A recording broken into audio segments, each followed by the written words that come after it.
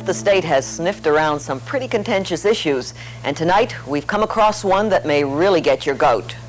It's about goats. They've had a bum rap, accused of being bad-tempered, smelly carburetors. But the ultimate insult the goat must endure is being singled out to bear the blame for others, the scapegoat. Well, there's a particular breed that has become a virtual scapegoat in a controversy that has animal activists and goat breeders kicking up a fuss and chewing each other out. It's a goat that faints. No kidding. Millington, Tennessee is throwing a party for its goats. It's International Goat Days. What a lovely load of goats. I don't believe in all my goat days I have ever witnessed a lovelier bunch of goats. For 2 days in September, this town of 17,000 swells with goats from all over the United States. They come to compete. Okay, the judges have made their decision. There's everything here except a swimsuit competition. All right, let's hear it for them. You have your best dressed goat, the biggest goat, the goat with the longest horns. 32 on the right horn. 32. And the losers have a chance at becoming the tastiest goat.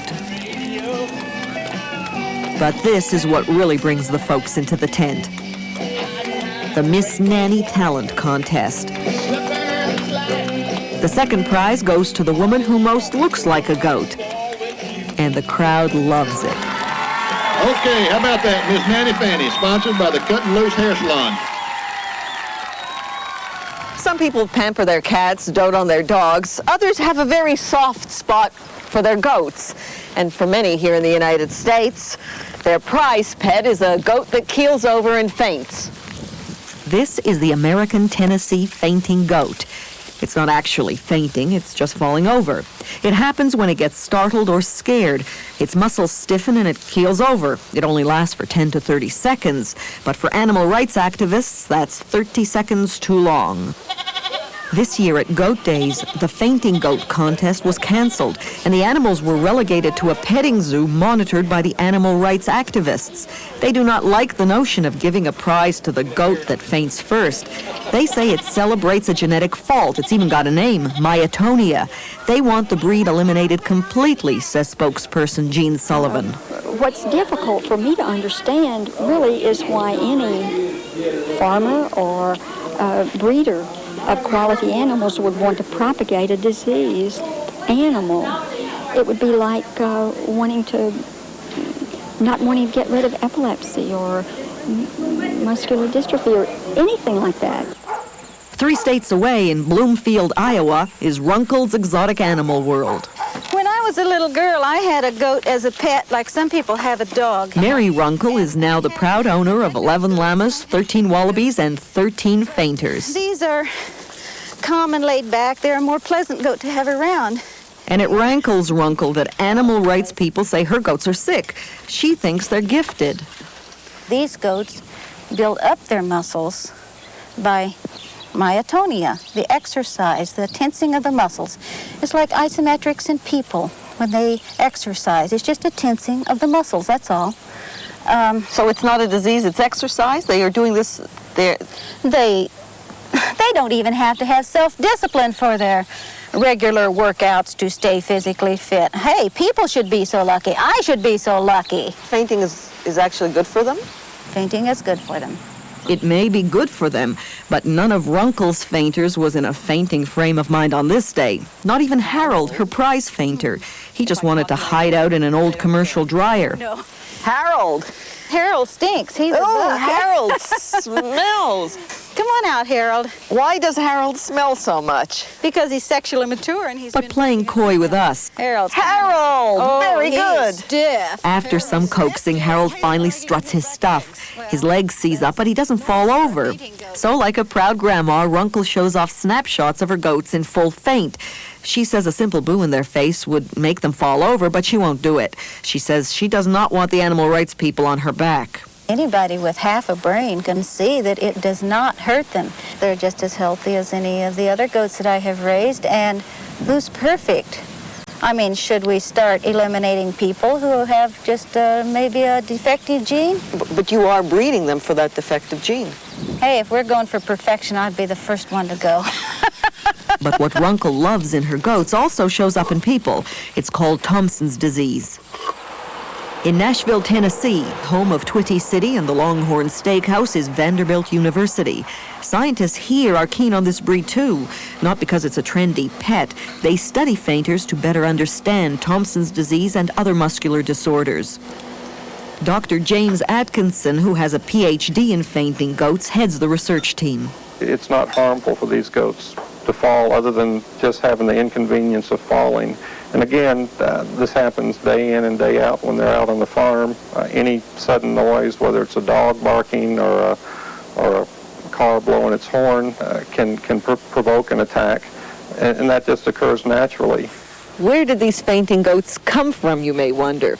Well, the story goes that in the late 1800s, a drifter wandered down to Marshall County, Tennessee, with 3 goats that fainted. No one knows where he got them. Anyway, it turns out this drifter came from Nova Scotia, a bit of little-known Canadian lore. To find out everything there is to know about Canadian goats, you come to Fergus, Ontario, headquarters of the Canadian Goat Society. Suzanne Bishop is boss and knows almost every goat in the country by name. But there's not a fainter in the bunch. What is the big deal about goats? I love them. I just love them. I can't explain it. I just love them. So what is the big deal about fainting goats? We don't have a definition for a fainting goat in Canada. We don't recognize it as a breed. It's not separate and distinct from any other kind of goat. That's how we describe a breed. It's a fault. It's an aberration. It's like a person that might have epilepsy. I mean, would you breed to prolong that? We wouldn't. We don't think that makes much sense. Well, breeding goats that faint does make sense to Barbara Taylor of Aylmer, Ontario, who has a few mixed in with her regular goat herd. Taylor gave me a lesson on what to feel for in a fainter.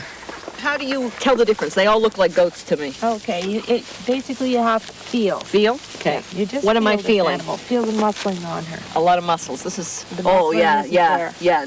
They weren't always pets. They were once scapegoats. Farmers used to put fainters in with sheep.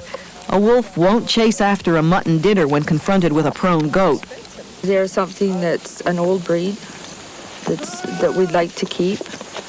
We would like to keep it as pure as possible so that future generations will be able to see what they had years ago. Well, so what do you tell somebody like Suzanne Bishop who is upset with you? I mean, she doesn't just say, I'm sorry, this is not a breed, we don't consider it a breed. She gets upset and angry. Well, because she loves goats too, she tells me. At the present time, Suzanne doesn't totally understand the concept of the fainting goat. Suzanne has to have tangible facts like a breed standard and things like that to look at to make her decision. I'm sure that she's open-minded, and I'm sure that... No, she's not. Oh, she will be. While the Canadian Goat Society may call it a genetic defect, the Americans think fainters have a precious quality. Here at the International Fainting Goat Association tent in Macon, Missouri, fainting goats and their owners are settling in. This is the largest exotic animal sale in the world, and it's big business.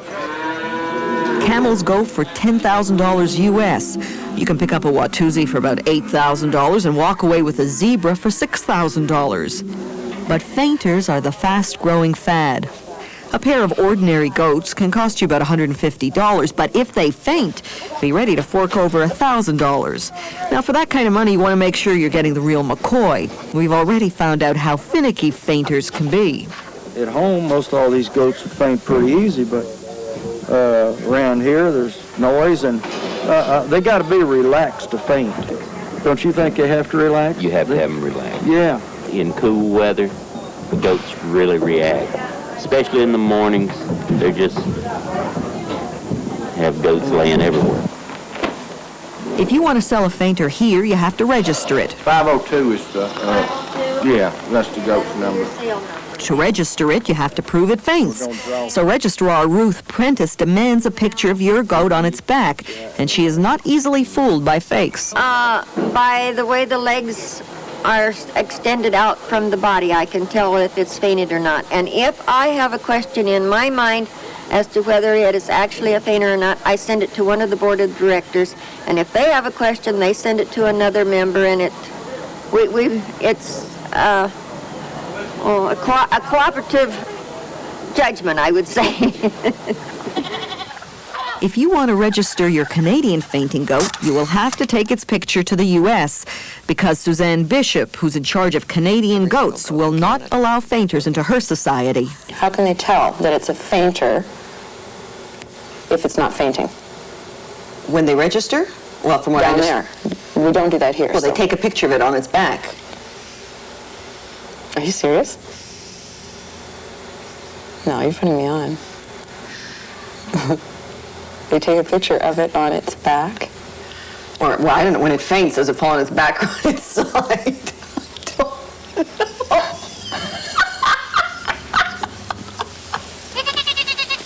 Bishop is prepared to get serious about fainting goats if farmers could make money selling the meat.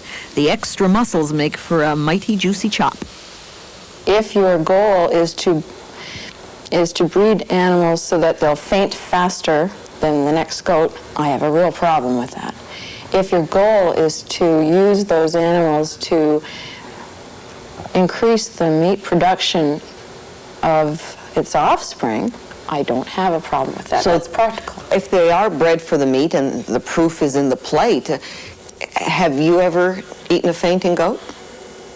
I don't know. I don't know if the goat that I ate ever passed out in its life. Probably not. Fainting goat fans say they would never sell their pets for meat. They just want to preserve and pass on their special quality.